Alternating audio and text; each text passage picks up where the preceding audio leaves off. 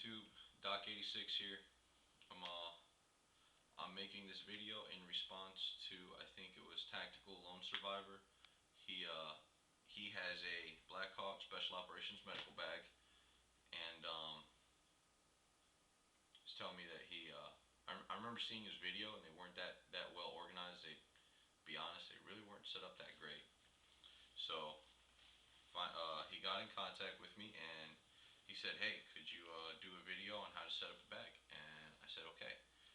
So what I did was, I took all the contents out of my trusty Stomp bag, my Stomp 2, I love this thing. BlackHawk, I want one in multicam for Christmas. Can you do that for me? Thanks, BlackHawk. Your bag has been everywhere with me. And don't mind the dog, he does whatever he wants. Alright, now, simple and quick, right? I got two carabiners, kind of negates the need for a handle, but if I rig this bag just right, I could do everything except for jump with this bag.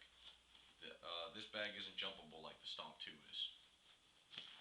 I've got two tourniquets here. I've got a Sharpie inside this little vinyl window. I've got a Firefly infrared strobe. I've got my shears right here. Once again, I'm working on getting the cutting hooks, guys. They are great tools, but I'm broke. What can I say? I got a mag light here because, I mean, everyone's crazy about Surefire and Streamlight, and I have a Streamlight flashlight. But mag lights, man, they've been around forever. They work. Man, you can buy parts for them at Walmart. Tourniquets are actually weaved into this outside line of molly webbing because it's abnormally thick, so it literally takes the tourniquet completely. So a little bit of a push to get it in the first one. Once they're in, and they're like swimwear. And what I do is I take the actual tourniquet strap, and I really easy like put the tourniquet strap through it, and then secure it in the molly webbing, and it's there. It's still there, it's not going anywhere. Alright. Then right here, got my ambu bag, got a headlamp in case I'm working in obscene nighttime conditions, because, I mean, I'm not working with night vision anymore. The only reason I keep a strobe is, you know, for search and rescue purposes. If I'm camping or hiking and we just happen to get lost and need to be visible. Alright. Got my airway module, the same one from the Stomp 2. This thing is organized. Even if you're just a first responder, this has all your OPAs, your NPAs that you need in one module.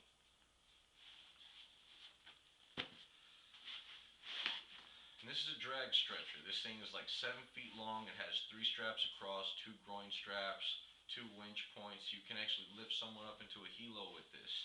It's a great little piece of kit to have, and it's surplus. You can probably find one.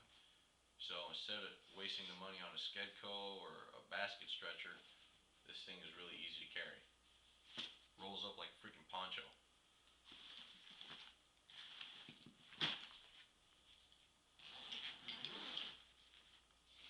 And then you get into the main part of my bag here.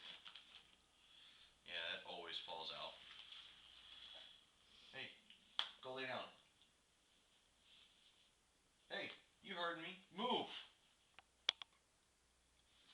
Alright, so, and then when you get into the main portion of the bag, you see how you've got your your two long zippered modules and your 2 short zippered modules. And if you look closely,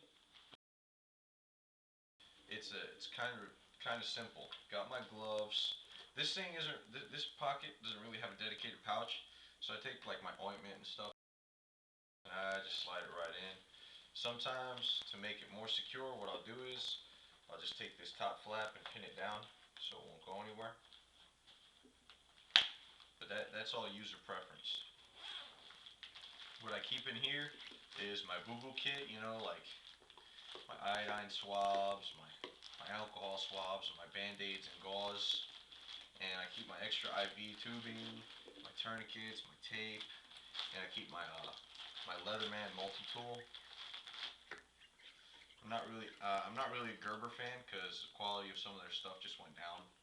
So you can see this black. I think yeah, it is the way forever. I mean really forever.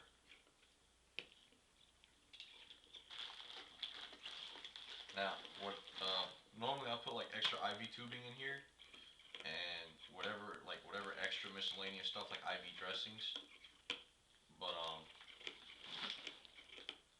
you still on? Hey, sorry about that. So we're gonna go right back to here to the next module, and I got all my advanced wound care equipment, my PPE gear, my my steri strips, my little snake bite kit, got my itoform packing strip, got my instrument kit, all in one little location here. And then what I got is I got 4 liters of IV fluids, right? 4 liters. And I got 2 immediately set up with everything I need, just like that. So what I do is I take my IV tubing, my dressing, my alcohol swabs, an 18 and a 20 and a tourniquet, and I wrap it in tape around the IV. Keeps it everything just the way I need it when I need it. I got my ladder splints right here because SAM splints are great, but when I just don't want it to move, I tie it to something solid. And I got my seat collars right here. I don't keep anything under this because I like to have all my bandages here.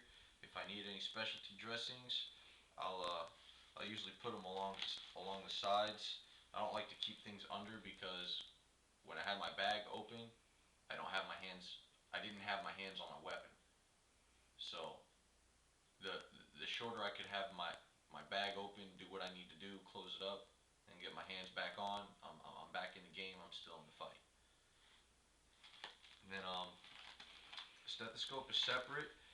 My BP cuff is on a little separate thing here. And this is all Curlix, ace bandages, wound packing gauze, individual gauze pads, different trauma dressings, and then if you'll zoom here to this little flip out, I keep it pretty simple. I keep a 14 gauge catheter, a 7.5, a 7.0, and a syringe to fill each. Different size syringes. Now these are all 3 mil syringes with different size needles. I got 23s and 25s for medication administration. I have different size, hypodermic needles just for medication administration, and for other miscellaneous things like, when you've got a lance, so you just pop it. Bandage, scissors, a Sharpie, and extra IV catheters. And that being done and said, I'm going to get into the pros and cons of this bag real quick. I'll break it down real simple for you. This is a great bag if you're like doing search and rescue missions and you need to carry a ton of gear because you've got molly webbing everywhere. You can customize this thing, and the only limits to this bag are your imagination. What I personally did was I had my Stomp 2 set up, ready to go. Moment's notice, that was my bag. This bag was the holy crap, there's casualties. This is one of those missions where I'm probably gonna use just about everything I got, and that's pretty much it. I needed extra medical supplies, so I would tell one of the guys, hey, I need you to carry this. I hope we don't need it, but it's there if we do. And that's about it. The main beefs I have with this bag is that these straps only go to here.